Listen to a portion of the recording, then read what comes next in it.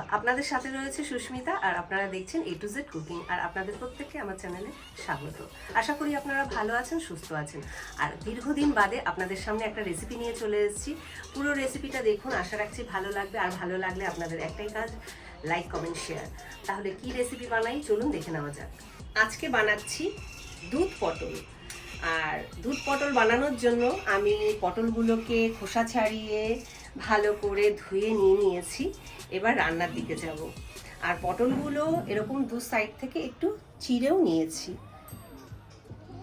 আর পটল ভাজবার জন্য আমি প্রথমে দিয়ে দিচ্ছি রাইস ব্র্যান অয়েল বা সাদা তেল, যে কোনো সাদা তেল দিলেই হবে। পরিমাণ মতন দিয়ে দিলাম।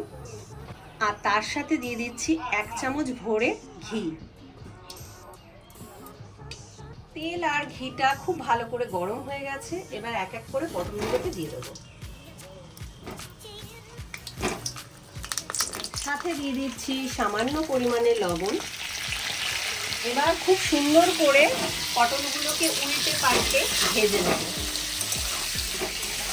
যতক্ষণ পটলটা ভাজা হচ্ছে আমি সেই ফাঁকে একটা মশলা বানিয়ে দিচ্ছি। একটা মিক্সার জার নিয়ে নিয়েছি, সেই জারের মধ্যে দিয়ে দিচ্ছি 1 চামচ পোস্ত, 1 চামচ চাল মগজ।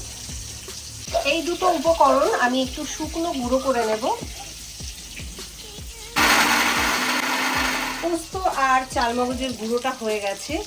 এর মধ্যে দিয়ে দিচ্ছি দুটো কাঁচা লঙ্কা। যেহেতু দুধ পটল, তা সেই কারণে খুব বেশি ঝাল ঝাল বানাবো না, একটু মিষ্টি মিষ্টি হবে রান্নাটা। আর এর মধ্যে দিয়ে দিচ্ছি খুব সামান্য পরিমাণে একটু জল। আবারও একটু পেস্ট বানিয়ে নেব। অসাধারণ একটা নিরামিষ রেসিপি। আপনারা আশা রাখছি একবার বাড়িতে অবশ্যই ট্রাই করবেন।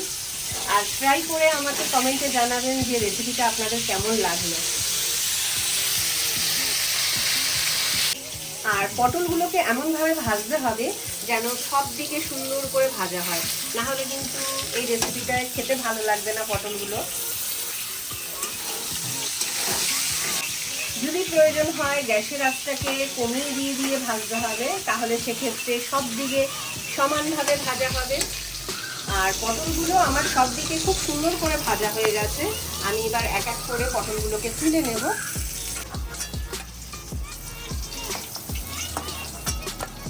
আর পটল ভাজার ওই তেলেই আমি দিয়ে দিচ্ছি অর্ধেক করে নেওয়া একটা তেজপাতা, দুটো এলাচ, 1 টুকরো দারচিনি আর একটা লবঙ্গ।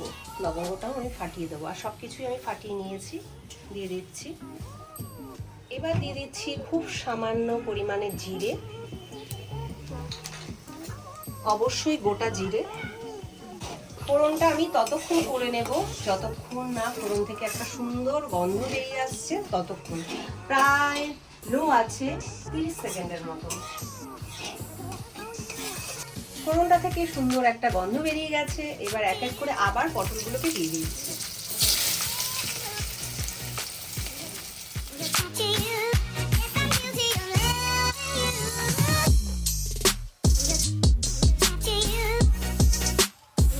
এবার দিয়ে দিচ্ছি বানিয়ে রাখা সেই পেস্ট। সহজ আর ভীষণ টেস্টি একটা রেসিপি। আপনারা চাইলে এই পেস্টের সাথে কাজু পেস্টও দিতে পারেন।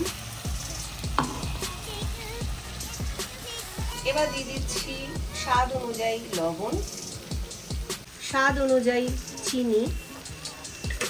এর জন্য দিয়ে দিচ্ছি খুব সামান্য পরিমাণে কাশ্মীরি লঙ্কার গুঁড়ো।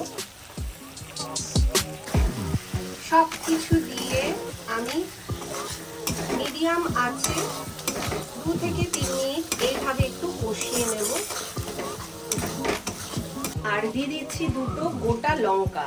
যারা একটু ঝাল বেশি খেতে পছন্দ করেন তারা এইভাবে লঙ্কাটা দিতে পারেন।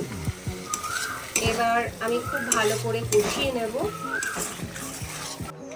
আর এবার দিয়ে দেব পরিমাণ মতন দুধ। আর আমি মিক্সারের জারের মধ্যে এই দুধটা নিয়ে নিয়েছি যাতে আমার মশলাটা নষ্ট না হয়। মিক্সারের জারে যেটা লেগেছিল সেটা আমি দুধ দিয়ে পরিষ্কার করে নিয়েছি।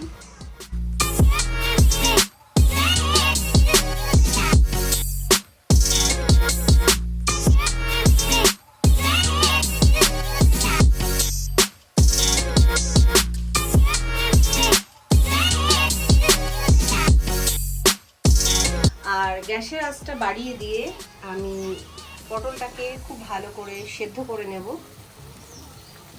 আর উপর থেকে দিয়ে দিচ্ছি গুঁড়ো আমন্ড দুধ, প্রায় 2 চামচের মতন। খুব ভালো করে মিক্স করে নেব, এতে পটলের টেস্টটা আরো ভালো হবে। আর এই দেখুন বন্ধুরা, আমুল দুধগুলো এইভাবে দলা দলা পাকিয়ে গেছে, এটা তো আরো টেস্ট বাড়িয়ে দেবে। আর রান্নাটা আমার প্রায় কমপ্লিটের দিকে। এবার দিয়ে দিচ্ছি 1/2 চামচের মতন ঘি, ছোট চামচে, আর খুব সামান্য গরম মশলা। খুব ভালো করে মিক্স করে নেব।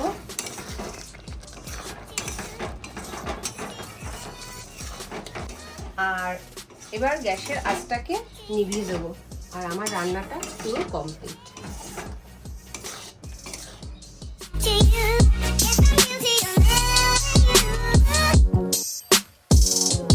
আশা করি আপনাদের রেসিপিটা ভালো লেগেছে, আর ভালো লাগলে একটা লাইক কমেন্ট শেয়ার করে দেবেন। আজকের মতন বিদায় নিচ্ছি, দেখা হচ্ছে নতুন কোনো রেসিপির সাথে। ভালো থাকবেন, সুস্থ থাকবেন, সবাইকে ভালো রাখবেন। জয় শ্রীকৃষ্ণ।